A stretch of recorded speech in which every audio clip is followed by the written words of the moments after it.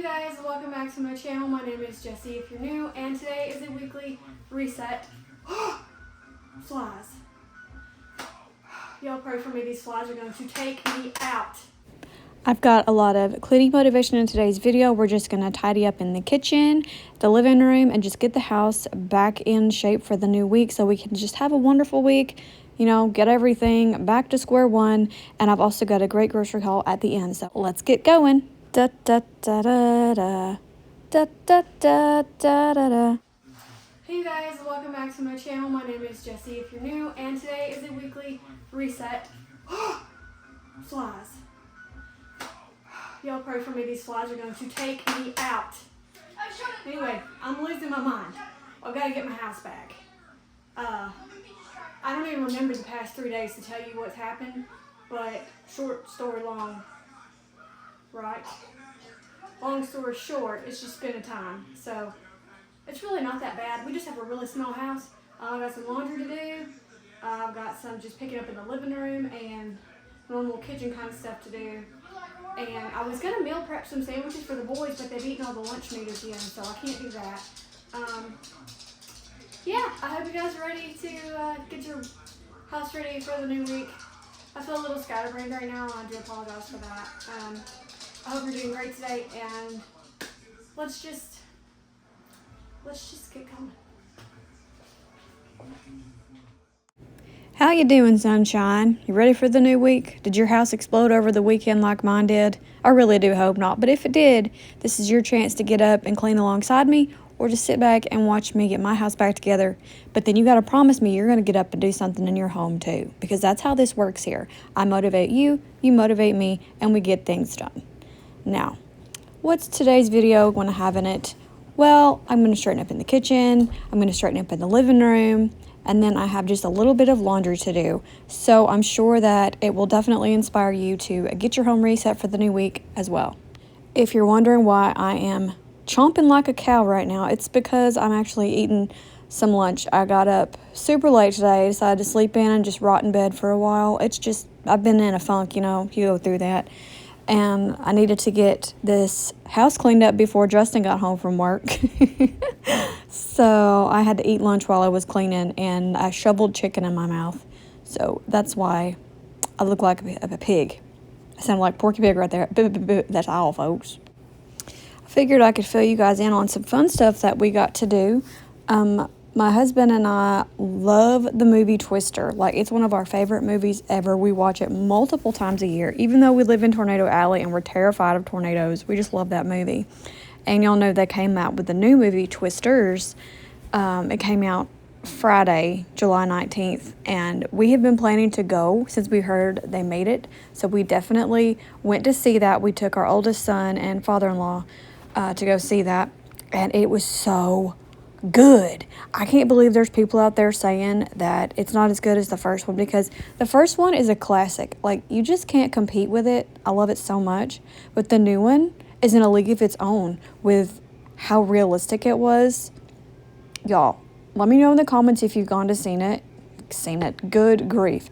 Let me know in the comments if you have gone to see it and what are your thoughts.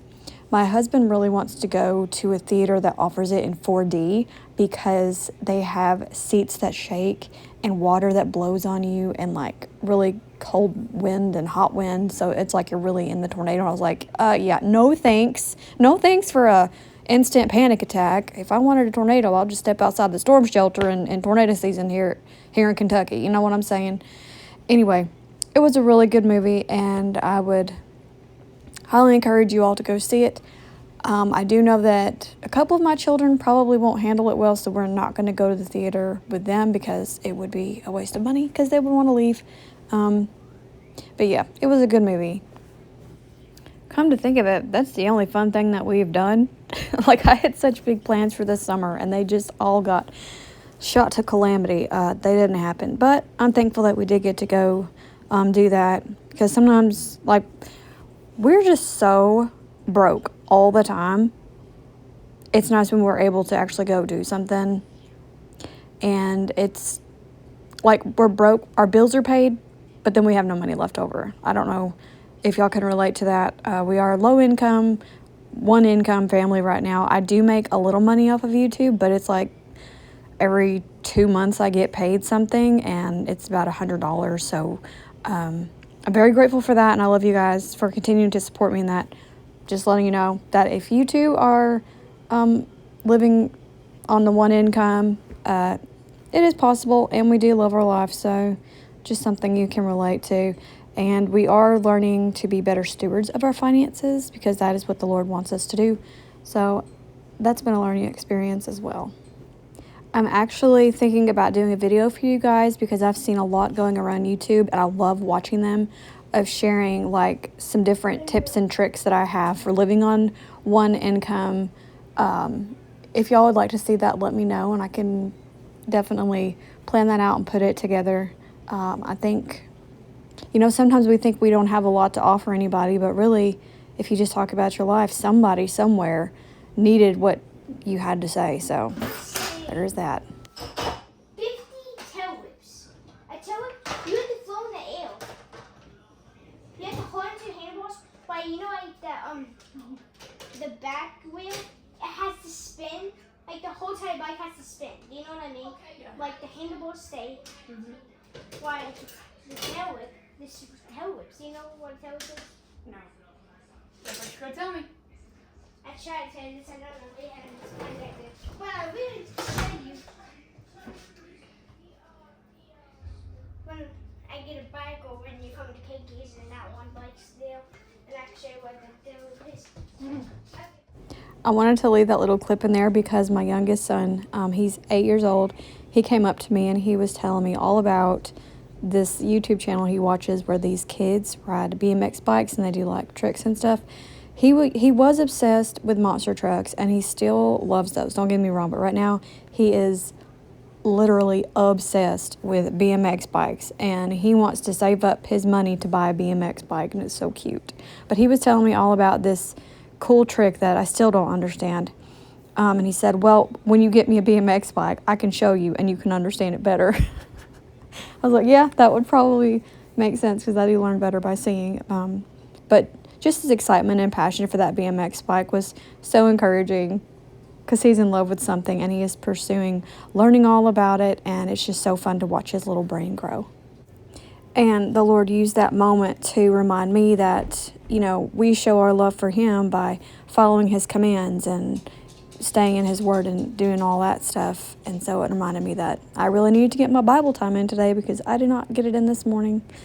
Oops.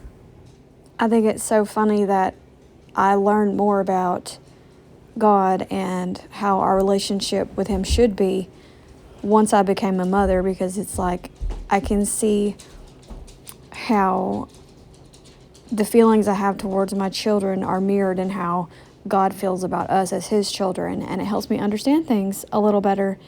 I just think it's beautiful how God uses everything in our lives to point back to him and to bring him glory. So it's just beautiful. If you are new here and this is my first video that you're watching, I just want to say hello and welcome. I'm so excited that you're here. I hope that you're enjoying the video so far. My name is Jessie, and I'm married to my high school sweetheart, Justin. We have 3 boys together who are 14, 11, and 8. We just bought this house a little over 2 years ago and are still making it our little home, and I am on my journey to be a better homemaker. I love to share biblical homemaking and Jesus with everybody. So if you enjoy that kind of thing, I would love if you would hit that like and subscribe button so you see all of my upcoming videos. I make cleaning videos, day in the life vlogs, and one of my favorite videos is when we do the Secret Santa collab in December. That's so much fun, and the Galentine's collab in February. So yeah, if you like those kind of videos, you'll definitely love it here. And I like to share some of my friends with you so that you can find other like-minded creators that will just add so much joy and wealth to your life. Y'all, I don't know what I was thinking, but I thought, oh, I can just stack these onions in the bowl. And every time I stacked one, my brain kept saying, this is not going to work. They're not going to balance right.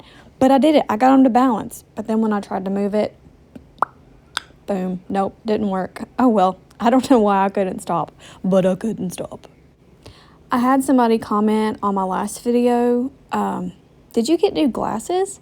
Y'all, I did. I finally conquered my fear of the eye doctor and I went. Now, it's so weird, but I've been going to the eye doctor at least once every 2 years for a very long time.